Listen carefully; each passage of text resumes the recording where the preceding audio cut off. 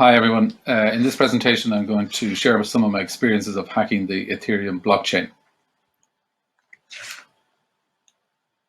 So this project was a follow-up to some work I'd previously done on the Bitcoin blockchain. So I won't go into any details of how the Bitcoin or any of the other blockchains work, but I assume everybody's heard of Bitcoin, and many of you may know that Bitcoin and the other cryptocurrencies are based on a blockchain. And simply put, a blockchain is a system of recording information in a way that makes it difficult or impossible to change, hack, or cheat the system. A blockchain is a ledger, a digital ledger of transactions that is duplicated and distributed across a network of computers that are all connected by the internet. So for a friend of mine who's a poet, I did a project that would add some poetry to the blockchain as a way of storing this text or this poetry forever. Well, at least until as long as the blockchain, the Bitcoin blockchain exists. So I got this to work by creating a set of spoof Bitcoin addresses, and the lines of text from the poem were embedded in the Bitcoin addresses. So it worked, but it wasn't the most elegant solution. And in general, it's kind of regarded for blockchain technology to become widespread. It would need to be extended to allow it to deliver more than just the store of value or medium of exchange that it currently is. So Ethereum, this other cryptocurrency, was proposed by a guy called Vitalik Buterin in 2013, and in 2015 went live. And what it does is it adds a scripting language to the allow application development, which are generally called smart contracts. So a smart contract is simply a program that runs on the blockchain. It means the application can run concurrently on thousands of different computers all the way around the world, so it's very resilient. It'll run on all those computers that are part of the Ethereum network. So my idea was to create an application that once seeded with some funds, and I'll come back to that later on about the funds, that could potentially run forever. So create some form of perpetual software machine that could run forever. So what type of application might we use for that? So I decided to use base the application on Conway's Game of Life. So this was invented in 1970 by a renowned British mathematician called John Conway, who died last year, actually, unfortunately, of COVID-related condition. But it's an example of a cellular automaton. So if you consider that as a group of cells in some form of checkerboard structure, and each cell can be either dead or alive, and then each cell follows a simple set of rules. Every turn, the life is divided up into these turns. For every turn, a live cell can either remain alive or die, and a dead cell, under certain circumstances, can spontaneously come alive. And the rules are pretty simple. It's a live cell with fewer than two neighbors will die. A live cell with 2 or 3 neighbors lives on to the next generation. A live cell with more than 3 neighbors will die, so if there was overpopulation. And then a dead cell with exactly 3 live neighbors becomes a live cell, as if by reproduction. And these rules then are applied on a turn-by-turn basis. And so these rules can generate some very complex patterns from starting with some very simple rules. So, a very simple one, it would be a single cell will die out after, if it has no neighbors, will die out.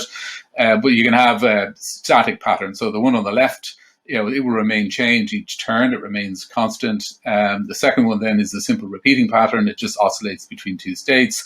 The third is called, in the speak of the nomenclature of the Game of Life, is called a glider, and it moves across in each iteration. It'll actually slide or glide across the actual plane of cells forever until it encounters maybe some other cells, other live cells. And then the fourth is a more complex example of a 4-cycle pattern. So you can see it actually repeats after 4 cycles.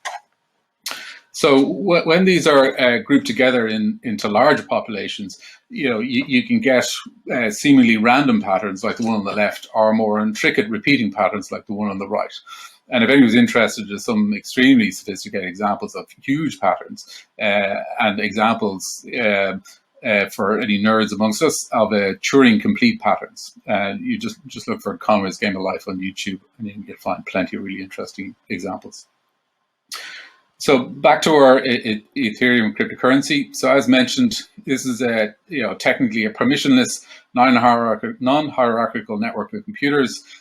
which build and come to some consensus on a series of blocks or batches of transactions. This is known as the blockchain. And notice here to say, we come back to that later on, that the price of Ethereum in the last 6 months has actually skyrocketed. So in order to build an application on the Ethereum blockchain, we need to understand what it is from a software perspective. And the blockchain is, say, effectively a fault-tolerant distributed network of computers that run what they call the Ethereum virtual machine. So it's a virtual computer. And this virtual machine implemented in various different languages, Go, C++, Python, and others. I think there's a Rust implementation too. And so what it is a low-level, it's a set of low-level machine code instructions that can be programmed in a higher language. And so the one I picked was one called Solidity. It's the most popular one, based on JavaScript, actually. Always thought that basing your smart contract technology on a language that was cobbled together in a couple of weeks, 20 years ago, wasn't the smartest idea. But hey, it's the most popular one. One other thing to talk about is gas. So there's a fee you need to pay in order to run a transaction or to execute a smart contract. And every line of code costs a certain amount of gas. An if statement costs so much, and multiply costs more. And it also costs gas to store data on the blockchain too. And so this cost is effectively there to stop people from overloading the blockchain. So your smart contract will run so long as there's some gas to pay for the processing and storage fee. And without a fee, the network will probably be subject to a whole load of denial of service attacks. So on to programming, what we need to do is we need a smart contract to run the application logic. We need something to display the output, and then something to trigger the rules that are actually in the smart contract. And so in my example, I use Solidity. And so on to the programming task. So we need a smart contract to run the application logic, something to display the output, and something to trigger the rules in the smart contract. So for the Solidity part of it, which is the actual smart contract, that's just like any regular object-oriented language. It has variables, functions, constructors, inheritance, all the usual stuff you'd expect to see in a programming language. The tools are excellent in comparison to when I did some work on the Bitcoin blockchain. They're very well documented and very easy to use. I used a bunch of these ones here, Truffle to compile and deploy the contracts. There's a companion tool called Ganache, which allows you to run your own private blockchain to test and debug, and then MetaMask and Remix are two browser-based tools to actually help link the various different applications together.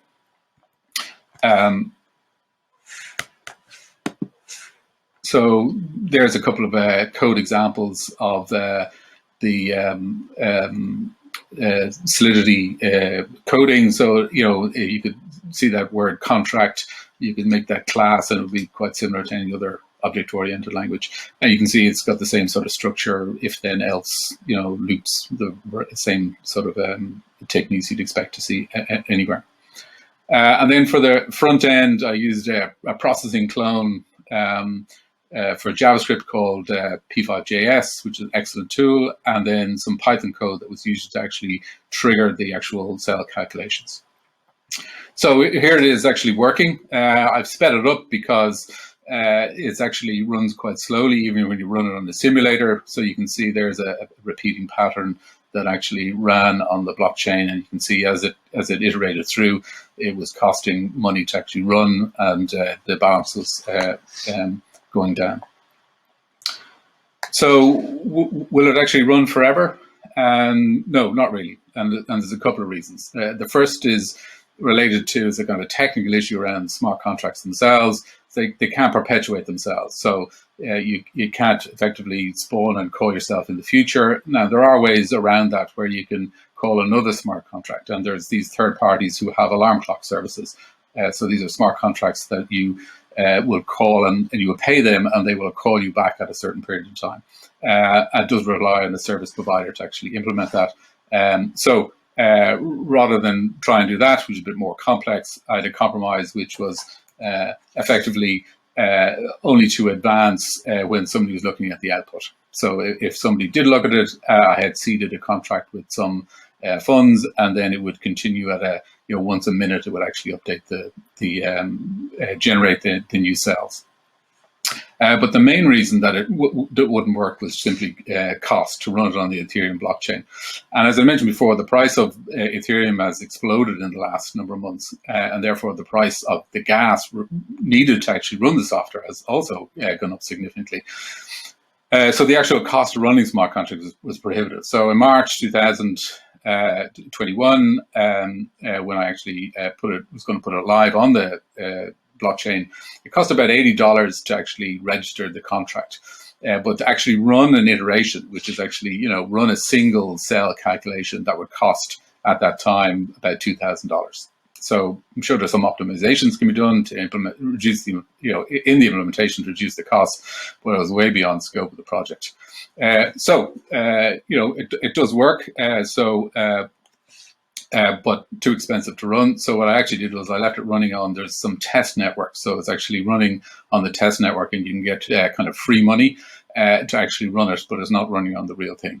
But what I guess I did get out of it was ended up developing the world's most expensive implementation of Conway's Game of Life. If you ran it as fast as you could, if money was no object, it would cost you over $1 million a day to actually run it. Anyway, so I had good fun running. It was a good learning experience, but it kind of shows that at the current prices, the Ethereum network is too expensive to do anything with. You can't, it becomes too expensive to actually do anything other than buy and sell it. Anyway, thanks for listening.